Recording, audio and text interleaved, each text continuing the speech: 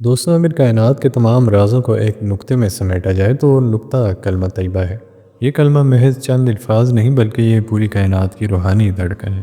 یہ وہ لطیف دروازہ ہے جو انسان کو ظاہر سے باطن، مخلوق سے خالق اور جہالت سے معرفت کی طرف لے جاتا ہے۔ یہ وہ کنجی ہے جس سے دل کے قفل کھلتے ہیں۔ یہ وہ چراغ ہے جس سے روح میں زندگی کی روشنی جال اٹھتی ہے۔ یہی کلمہ وہ راز ہے جو آدم علیہ السلام سے لے کے محمد صلی اللہ علیہ وآلہ وسلم تک تمام انبیاء کے سینوں میں امانت کے طور پہ محفوظ رہا۔ ہر نبی نے اسی نور سے ہدایت پائی اور اسی نور سے مخلوق کو رب کی طرف بلایا۔ آج بھی یہ نور ہر اس دل میں زندہ ہے جو طلب حق میں بیدار، جو دنیا کے شور سے گزر کے اپنے رب کی خاموش حضوری میں داخل ہوتا ہے۔ اہل ظاہر کے نزدیک یہ صرف ایک جملہ ہے، مگر اہل باطن جانتے ہیں کہ یہ وہ نورانی کلمہ ہے جو وجود کے ہر ذرے میں ربانی تجلی بکھیر دیتا ہے۔ جب انسان اخلاص نیت کے ساتھ اسے زبان سے ادا کرتا ہے تو دل سے محسوس کرتا ہے، تو اس کے باطن کی تاریکی چھٹنے لگتی ہے اور اس کے اندر کے بدھ، نفس، تکبر اور خواہش ٹوٹنے لگتے ہیں۔ اسلام میں انسان کو اپنی حقیقت کا علم ہوتا ہے کہ وہ فنا ہونے والا نہیں ہے بلکہ اپنے رب کے ساتھ بقا پانے والا ہے۔ یہی کلمہ انسان کو خودی کے پردوں سے نکال کے رب کے قرب تک لے جاتا ہے، انسان کے باطن کو ہر جھوٹے سہار سے آزاد کر دیتا ہے۔ یہ اعلان ہے کہ کوئی معبود، کوئی طاقت، کوئی حقیقت اس کے سوا نہیں، اور محمد رسول اللہ صلی اللہ علیہ وآلہ وسلم اس عشق کا اظہار ہے کہ جس کے بغیر بندگی کا مفہوم ادھورا ہے، کیونکہ سرکار ہی وہ آئینہ ہے جن میں رب کا جمال و جلال ظاہر ہوتا ہے۔ جب دل اس کلمے کی حقیقت کو پا لیتا ہے، وہ دل دنیا کے فریب سے نکل کے ابدی حقیقت میں جاگ اٹھتا ہے۔ وہ جان لیتا ہے کہ یہ کلمہ صرف ایمان کا اعلان نہیں بلکہ زندگی کا راز ہے، وہ راز جو انسان کو فنا سے بقا، غفلت سے معرفت اور مخلوق سے خالق تک پہنچا دیتا ہے۔ کلمہ طیبہ کے دو حصے ہیں۔ پہلا حصہ توحید ہے، یعنی لا الہ الا اللہ، اور دوسرا حصہ رسالت، یعنی محمد رسول اللہ۔ حصہ توحید خود دو بنیادی اجزاء پر مشتمل ہے، ایک نفی اور دوسرا اثبات۔ لا الہ نفی ہے اور الا اللہ اثبات ہے۔ دوستو، یہ نقطہ نہایت لطیف ہے کہ اسلام کی بنیاد نفی پہ رکھی گئی ہے۔ جب کوئی غیر مسلم ایمان لاتا ہے تو سب سے پہلے نفی کرتا ہے، اپنے باطل عقائد، خود ساختہ خداؤں کی، جھوٹے سہاروں کی اور دنیاوی معبودوں کی تردید کرتا ہے۔ وہ اعلان کرتا ہے کہ لا الہ، کہ کوئی الہ نہیں، کوئی معبود نہیں، کوئی مالک نہیں، کوئی طاقت میری بندگی کے لائق نہیں، اور پھر اس بات کے ساتھ کہتا ہے الا اللہ، کہ صرف اور صرف اللہ رب العزت وہی حقیقی معبود ہے، وہی واحد حقیقت ہے جس کے سامنے سب جھک جاتے ہیں۔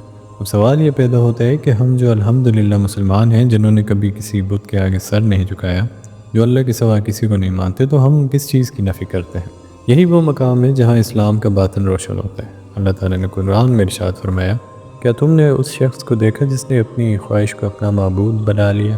یہ آیت ہمیں بتاتی ہے کہ شرک صرف پتھروں کے بتوں سے نہیں ہوتا، بلکہ وہ ہر اس وقت ہوتا ہے جب انسان اپنی خواہش، اپنے نفس، اپنی انا، اپنے غرور یا دنیاوی مفادات کو اللہ کے حکم پہ ترجیح دیتا ہے۔ بس مسلمان جب لا الہ الا اللہ کہتا ہے تو وہ کسی غیر مرئی بت کی نہیں بلکہ اپنے باطن کے بتوں کی نفی کرتا ہے۔ وہ اپنے اندر سے خود پرستی، لالچ، تکبر، شہوت اور دنیا کی محبتوں کے بتوں کو توڑتا ہے۔ وہ کہتا ہے کہ لا، یعنی میں ان سب کا غلام نہیں، الا اللہ، یعنی میں صرف اللہ کا بندہ ہوں، اس کی رضا میرا مقصد ہے، اسی کا حکم میری چاہت ہے۔ یہی نفی و اثبات کا راز ہے۔ پہلے انسان اپنے باطل سہاروں کو مٹا دے، پھر اپنے دل میں حق کو قائم کرے۔ جب تک لا دل میں مضبوط نہ ہو، الا اللہ کی روشنی دل میں اتر نہیں سکتی۔ یہی وہ روحانی سفر ہے جس میں بندہ اپنی خود سے خالی ہو کے اپنے رب سے معمور ہو جاتا ہے، اور یہی توحید کی حقیقت ہے۔ جب مسلمان کلمہ طیبہ کو دل و جان سے پڑھتا ہے تو دراصل وہ لا کی تلوار سے اپنے باطن میں چھپے ہوئے تمام بتوں کو کاٹ دیتا ہے۔ علامہ اقبال نے اپنے ایک شعر میں کیا خوب کہا تھا، جس کا مطلب یہ ہے کہ اگر عقل نے زبان سے لا الہ کہا مگر دل میں ابھی تک دنیا کی غلامی باقی ہے تو وہ ایمان ابھی کامل نہیں۔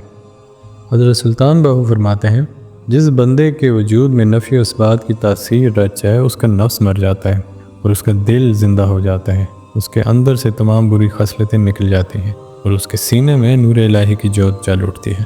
اسی طرح حاجی محمد نوشہ گنج بخش فرماتے ہیں، جس طرح جسم پانی سے پاک ہوتا ہے، اسی طرح دل کو غیر اللہ سے پاک کرنے کی کنجی کلمہ طیبہ ہے۔ یہ کلمہ دل کے لیے وہی ہے جو پانی جسم کے لیے ہے، ایک ایسا ذریعہ طہارت جو باطن کو دنیا کی غلاظتوں سے صاف کر دیتا ہے۔ اور دوستوں، یہ بھی ایک عجیب روحانی نقطہ ہے کہ جب اللہ رب العزت نے انبیاء کرام کو مختلف القابات سے نوازا تو وہ القابات ان خاص لمحات کی نشانی بن گئے۔ جب اللہ نے اپنے نبی سے کلام فرمایا، وہی لفظ اس نبی کی پہچان بن گیا اور اس کے ذریعے اس کا ذکر کلمے میں شامل ہوا۔ مثلاً جب حضرت آدم علیہ السلام تشریف لائے تو ان کا کلمہ تھا لا الہ الا اللہ آدم و صفی اللہ، یعنی آدم وہ ہستی ہیں جنہیں اللہ نے صفوت یعنی برگزیدگی عطا فرمائی۔ پھر جب حضرت ابراہیم علیہ السلام آئے تو فرمایا گیا لا الہ الا اللہ ابراہیم و خلیل اللہ، یعنی ابراہیم وہ محبوب جنہیں اللہ نے اپنا خلیل یعنی دوست بنایا۔ یہ القابات صرف الفاظ نہیں بلکہ ان کے باطنی مقامات کی علامتیں ہیں کہ اللہ نے جس کو صفی بنایا، خلیل بنایا، کلیم بنایا، روح اللہ بنایا یا حبیب بنایا، وہ سب ایک ہی حقیقت کی مختلف تجلیات ہیں۔ اللہ نے جب اپنے برگزیدہ انبیاء علیہ السلام کو زمین پہ بھیجا تو ہر نبی کو اپنے قرب اور محبت کے ایک خاص لمحے میں ایک ایسا لقب عطا فرمایا جو اس کی روحانی مقام اور ربانی تعلق کی علامت بن گیا۔ وہی لقب اس نبی کے کلمے کا حصہ قرار پایا، اور جب باری آئی تاجدار انبیاء صلی اللہ علیہ وآلہ وسلم کی، اس ہستی کی جن کے نور سے تمام انبیاء کے چراغ روشن ہوئے، تو رب کریم نے فرمایا لا الہ الا اللہ محمد رسول اللہ۔ یہاں محمد رسول اللہ صرف رسالت کا اعلان نہیں بلکہ ایک روحانی حقیقت کا بیان ہے کہ سرکار وہ ہیں جو اللہ کی معرفت کا پیغام لے کر آئے، جو خالق کو مخلوق سے روشناس کرانے والے ہیں۔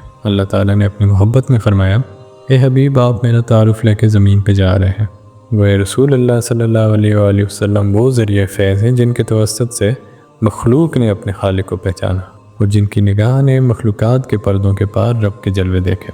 یہی وجہ ہے کہ تمام انبیاء کے کلمے تو ایک جیسے تھے مگر کسی نے کلمہ شہادت نہیں کیا، وہ صرف حضور کریم صلی اللہ علیہ وآلہ وسلم نے فرمایا کہ میں گواہی دیتا ہوں کہ اللہ ایک ہے، اس کا کوئی شریک نہیں۔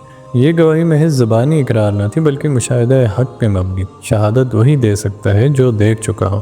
تمام انبیاء نے اللہ کو دل کے یقین سے پہچانا مگر حبیب کبریائی صلی اللہ علیہ وسلم نے اس ذات کو آنکھوں کے مشاہدے سے دیکھا۔ جب حضرت موسیٰ علیہ السلام نے دیدار کی خواہش کی تو اللہ نے فرمایا پہاڑ کو دیکھ، اگر وہ اپنی جگہ قائم رہ سکا تو مجھے دیکھ سکے گا۔ اور جب اللہ نے اپنے نور کا جلوہ اس پہاڑ پہ ڈالا تو پہاڑ متلاشی ہو گیا، فنا ہو گیا، اور موسیٰ علیہ السلام بے ہوش ہو کے گر پڑے۔ یہ اس حقیقت کی علامت ہے کہ دیدار ذات اس دل کا مقدر ہے جو پتھر نہیں بلکہ نور کا ظرف رکھتا۔ پھر جب باری آئی سرکار صلی اللہ علیہ وآلہ وسلم کی تو اللہ رب العزت نے پہاڑ کی جگہ دل مصطفیٰ کو اپنی تجلیات کا مرکز بنا دیا۔ اللہ نے فرمایا اے محبوب میں اپنی ذات کا جلوہ تیرے قلب اطہر پہ اتارتا ہوں تاکہ جب تیری آنکھ تیرے دل کو دیکھے تو اسے میرے نور کی تجلی دکھائی دے۔ یوں قلب مصطفیٰ صلی اللہ علیہ وآلہ وسلم وہ آئینہ بن گیا جس میں اللہ نے اپنا چہرہ دیکھا اور اس دل سے نور الہی پوری کائنات میں پھیل گیا۔ یہی وہ لمحہ تھا جب محمد رسول اللہ صلی اللہ علیہ وآلہ وسلم کی حقیقت ظاہر ہوئی کہ آپ نہ صرف اللہ کے رسول ہیں بلکہ اس نور کے مظہر ہیں جس سے پوری کائنات منور ہے۔ تجلی ذات کے لیے قلب مصطفیٰ صلی اللہ علیہ وسلم کو اپنا مظہر بنایا گیا کیونکہ یہی وہ منتخب مقام ہے جہاں سے نور الہی تمام عالم میں پھیلایا گیا۔ اسی لیے اللہ نے فرمایا اللہ نور السماوات والارض، یعنی اللہ آسمانوں اور زمین کا نور ہے، اور یہی نور قلب محمدی کے ذریعے کائنات میں جلوہ گر ہوا۔ اگر ہم گہرائی سے لا الہ الا اللہ کے حروف پر غور کریں تو حیرت انگیز راز کھلتا ہے کہ لفظ الہ اور اللہ دونوں الف سے شروع ہوتے ہیں، اور لا اور الہ بھی لام کے ساتھ الف شامل ہے۔ کوئی لا الہ الا اللہ کے آغاز سے اختتام تک الف ہی الف جلوہ گر ہے۔ یہ الف دراصل عادیت کی علامت ہے، جو نقطہ جو تمام وجود کا سر چشمہ ہے، وہ نور جس سے ہر ذرے نے زندگی پائی۔ پوری کائنات اسی الف کے نور سے روشن ہے، اور یہی نور اللہ نور السماوات والارض کا مظہر ہے۔ یہی الف جب تخلیق کی صورت میں ظاہر ہوا تو محمد کے قلب اطہر میں اتر گیا، اور وہاں سے یہ نور ازل سے ابد تک پھیل گیا تاکہ ہر دل اس واحد ذات کی روشنی سے زندہ ہو سکے۔ تخلیق کائنات کا سب سے لطیف اور عمیق راز کلمہ طیبہ میں پوشیدہ ہے۔ جب اللہ رب العزت نے اپنی ذات کا ظہور کا ارادہ فرمایا تو اس نے نفی و اثبات یعنی لا اور الا اللہ کے حروف میں اپنی وحدت کے سر کو رکھا۔ یہاں الف اس کی عادیت کی علامت بنا اور لام اس کے ظہور کی راہ۔ پھر جب حقیقت محمدی صلی اللہ علیہ وسلم کا جلوہ نمودار ہوا تو وہ الف اور لام کے ساتھ میم کی صورت میں ظاہر ہوا۔ یوں الف لام میم کے اسرار سے محمد رسول اللہ صلی اللہ علیہ وسلم کی حقیقت جلوہ گر ہوئی۔ یہ میم دراصل حقیقت محمدیہ کے مظہر ہے۔ الف جو ذات باری تعالیٰ کی علامت ہے اس نے اپنے جلوے کے لیے ایک آئینہ منتخب، اور وہ آئینہ میم یعنی محمد صلی اللہ علیہ وسلم۔ یوں فرمایا گیا کہ جس نے الف کو دیکھنا چاہا وہ میم کو دیکھ، کیونکہ سرکار میں اللہ کی ذات کا نور چمک رہا ہے، اور یہی راز ہے کہ لا الہ الا اللہ کی حقیقت محمد رسول اللہ میں مکمل ہوئی۔ تو دوستو یہی وہ مقام ہے جہاں بندہ فنا ہو کے بقا پاتا ہے۔ جب انسان کے دل سے دنیا کی لذتیں، خواہشات اور نفسانی میل کچیل ختم ہو جاتی ہیں تو اس کا نفس پاک ہوتا ہے، اس کے باطن کے حجاب اٹھ جاتے ہیں، اس کے قلب پہ انوار الہی کا نزول ہوتا ہے، ایسے دل کو معرفت الہی نصیب ہوتی ہے۔ یہ وہ علم ہے جو کتابوں سے نہیں بلکہ نگاہ کرم سے عطا ہوتا ہے، مگر یاد رکھیے یہ مقام محض مطالعے یا دعوے سے نہیں ملتا، یہ صرف اس وقت ممکن ہے جب بندہ کسی مرشد کامل و اکمل کی صحبت میں رہے، جس کی نگاہ میں وہ نور ہو جو دلوں کو بدل دیتا ہے، جو سینوں کے اندھیروں کو اجالوں میں بدل دے۔ بس دعا ہے کہ اللہ رب العزت ہمیں اپنے دلوں کو گناہوں، خواہشات اور خودی کی زنجیروں سے آزاد کرنے کی توفیق عطا فرمائے، ہمیں وہ پاکیزہ قلب عطا کرے جس میں اس کی محبت کا نور اترے، اور ہمیں اپنی قربت و معرفت حقیقی سے سرفراز فرمائے۔